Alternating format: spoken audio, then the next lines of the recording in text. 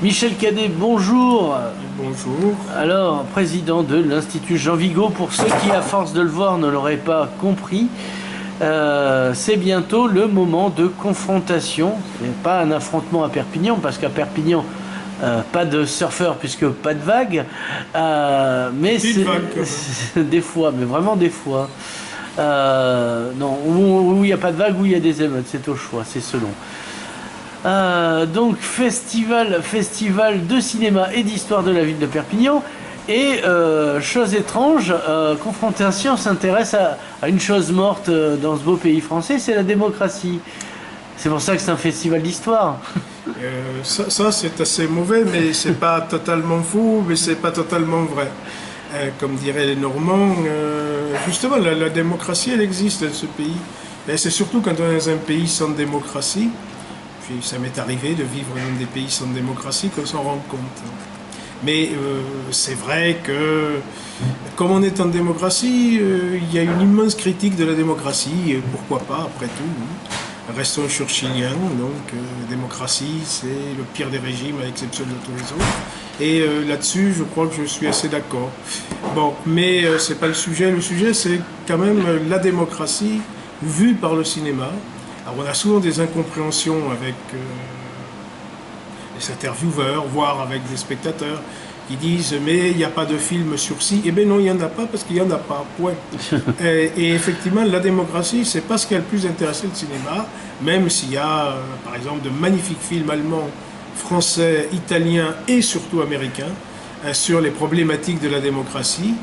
Par contre, c'est vrai que dans d'autres pays du monde, il faut chercher beaucoup. J'ai mis un film japonais un peu, on a mis un film japonais un peu limite. Pas, en Corée du Nord, il n'y a pas de film sur la démocratie, par exemple. Je ne pense pas, mais non. Non. Mais il n'y a pas qu'en Corée du Nord. Il y a beaucoup de pays où il n'y a pas de film sur la démocratie. C'est d'abord parce que le cinéma n'aime pas beaucoup la démocratie. Ah. Alors il n'aime pas beaucoup la démocratie pour une raison simple, c'est que c'est pas dramatique. Une séance à l'Assemblée nationale française ou au Sénat américain, il faut faire des efforts pour le dramatiser. L'arrivée d'Hitler au pouvoir, les Daesh, tout ce que tu veux, la guerre en Irak, la Deuxième Guerre mondiale, la mort de César, enfin tout un tas de processus non démocratiques, ou l'arrivée des Khmers rouges romains au pouvoir ou empire d'un empereur chinois. Oui, voilà. Ça, c'est dramatique parce qu'il y a du sang, il y a des larmes et il y a surtout des héros. Et la démocratie, même si elle a parfois des héros, c'est un système beaucoup plus humble et où les gens se mettent moins en avant, au cinéma toujours. Oui, au cinéma. Je ne parle pas de la réalité. Non, parce que même les élus locaux, ils se mettent vachement en avant. Laissons les élus locaux tranquilles, ils font ce qu'ils peuvent, et nous aussi, et je suis un élu local, donc je sais que c'est pas si simple que tu le crois. Et là, en sortant de ces problèmes personnels, par exemple, un film comme Mr. Smith au Sénat, de Frank Capra, qu'on va passer, et qui parle justement de la démocratie américaine, alors dans ses tréfonds, en analysant la Constitution, c'est un homme ordinaire. Et l'idée de la démocratie pour les Américains, c'est que ce sont les hommes ordinaires qui la font fonctionner. Les hommes extraordinaires, même les grands présidents, ne sont jamais que tributaires des hommes ordinaires. Alors on verrait ça dans des films qui ne sont pas totalement sur la démocratie, mais qui en parlent peut-être assez bien, mais en creux, c'est pour ça qu'on les a pas mis quand même, comme Independence Day par exemple, où on voit que la démocratie américaine et le peuple américain sont sauvés par des types moyens. Et ça, c'est une grande idée américaine, la démocratie, c'est moyen, c'est médiocre. Et d'ailleurs, c'est ce que disait un peu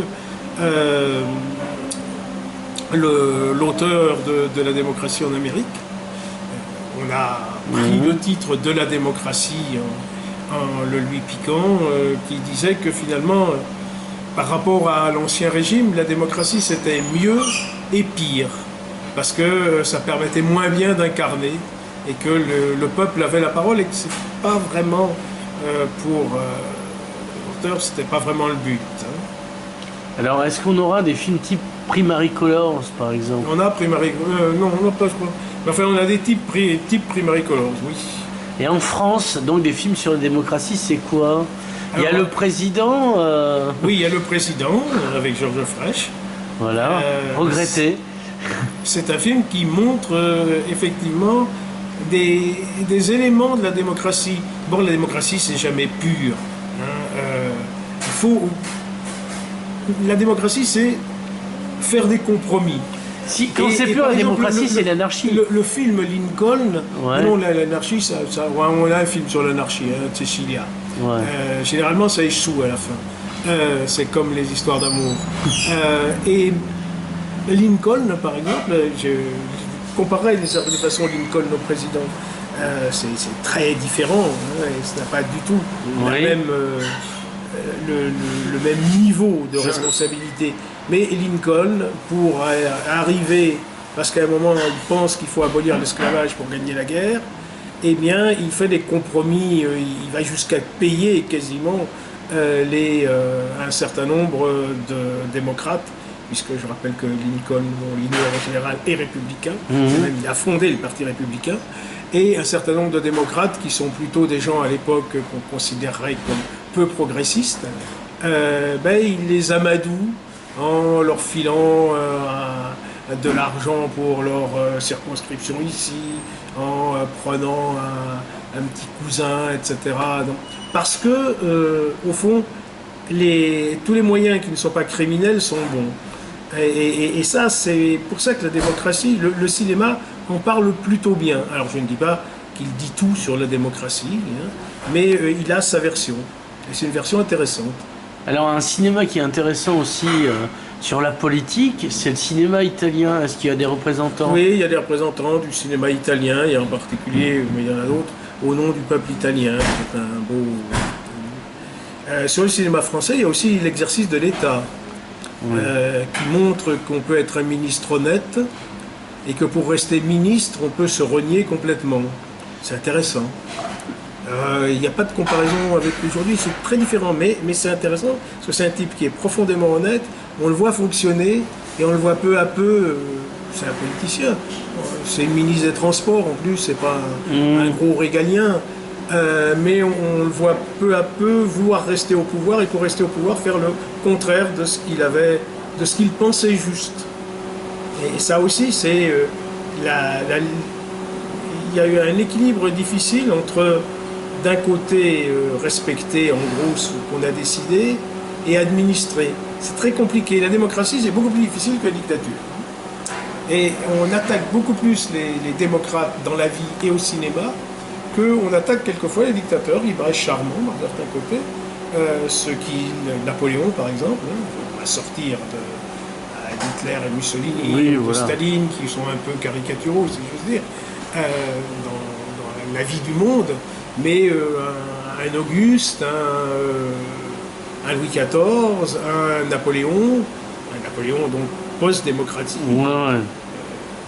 Après tout, la France est une république dirigée par un empereur. C'est comme ça qu'elle définit la Constitution. Donc, Napoléon, il y a beaucoup plus de films que n'importe quel démocrate, que Clémenceau, par exemple, ou que Jaurès. Alors Clémenceau, c'est le compromis, et Jaurès, c'est aussi le compromis, mais différent, avec des limites peut-être plus éthiques, plus importantes. Mais on ne va pas discuter de Clémenceau et de Jaurès, d'autant plus qu'ils ne sont pas représentés dans notre cinéma, ou très peu. Est-ce qu'on a des films grecs à propos de démocratie? Ben non. Parce que Costa Gavras, Oui. ça fait finalement... Alors Costa Gavras, c'est pas un grec, hein, c'est un français. Ah ben oui, c'est comme ça, il a fait un film. Et justement, c'est un film sur la mort de la démocratie. Ça nous intéresse assez peu. Enfin, moi, j'ai essayé qu'on ait une ligne. La ligne, c'est parler de la démocratie à la limite. Parce qu'on était obligé de suivre le cinéma un peu. À la limite, quand elle se construit, quand elle arrive, donc des périodes révolutionnaires, des périodes de chute de la dictature, donc on est un peu là dans la démocratie en creux. Ensuite, la deuxième idée, c'est comment ça fonctionne. Ce qu'on appelle l'exercice du pouvoir. J'aurais préféré personnellement l'exercice de la démocratie. Mais enfin bon, finalement c'est tout le monde dans l'opposition. Je parle des grandes oppositions, pas de l'opposition interne à la démocratie. Tout le monde dans une opposition à une dictature est démocrate. Le jour où ils arrivent au pouvoir, ça devient différent. Il y a la tentation de remplacer une dictature par une autre plus ripollinée. Il y a la tentation de trouver que l'adversaire est quand même toujours adversaire politique, c'est peut-être un traître à la limite, puisqu'il ne passe pas comme vous. Et c'est un dur apprentissage, la démocratie. C'est pour ça qu'on a beaucoup aimé mettre 3 films de Fassbinder qui montrent justement que la naissance de la nouvelle démocratie allemande, la République fédérale allemande, avec beaucoup de distance et beaucoup de critiques. Alors, il y a des invités, comme chaque année? Ah oui, non, il y en a beaucoup plus que chaque année. Il y a beaucoup d'invités. Alors, il y a des réalisateurs tunisiens, comme Bahram Alaoui, et pour le film d'ouverture, donc, qui s'appelle Un parfum de printemps. C'est le dernier film de Ferid Bouguedir, celui qui a fait Alfawin, l'enfant des terrasses, c'est célèbre, sans doute son film le plus célèbre, de même après qu'un été à la Goulette. Après, il a arrêté de filmer parce que c'était pas vraiment un partisan du régime Ben Ali. Et il a eu des problèmes, comme diraient les comiques, à ce sujet. Et il a fait un film qui est une comédie sur les printemps arabes, enfin sur le printemps arabe en Tunisie, et le seul pays d'ailleurs où il soit resté debout en quelque sorte. Et je trouve que ça, c'était bien d'ouvrir avec une comédie, et d'ouvrir avec une comédie sur l'aspiration à la démocratie et la restauration de la démocratie ou l'instauration de la démocratie. Parce que je ne sais pas si la Tunisie avait jusque-là jamais connu la démocratie. C'est par exemple ce que dit dans Le visage de Dieu Bahram Alaoui, qui est un jeune réalisateur de 35 ans, qui a fait un film très intéressant montrant que entre Bourguiba et Ben Ali, il n'y avait pas beaucoup de différence finalement. On aura Dominique Cabrera, parce que pour nous, la démocratie, c'est pas simplement la démocratie politique, c'est aussi la démocratie dans l'entreprise, aussi la démocratie sociale. Donc Dominique Cabrera, on aura Abbas Fadel. Non, je vois pas qui c'est. Alors, tu vois pas qui c'est, alors c'est avec Homeland, Irak année 0, c'est le type qui a été le plus loué par la presse parisienne, des pages entières dans Le Monde, des pages entières dans Libération, dans L'Observateur, mais aussi dans des journaux comme Le Figaro, plus connoté, moins à gauche, on va dire. À gauche, disons. Et donc, alors il était venu il y a 2 ans, il y avait 3 ans, il avait présenté un film très intéressant, mais effectivement, il n'avait pas eu un grand public. Donc là, justement, le film, c'est vraiment l'un des films importants. Il a tourné dans sa famille, en Irak, avant la guerre, parce qu'il était rentré, il était en Irak, il est français. Et ensuite, il a tourné après la guerre. Et on voit peut-être comment la guerre américaine a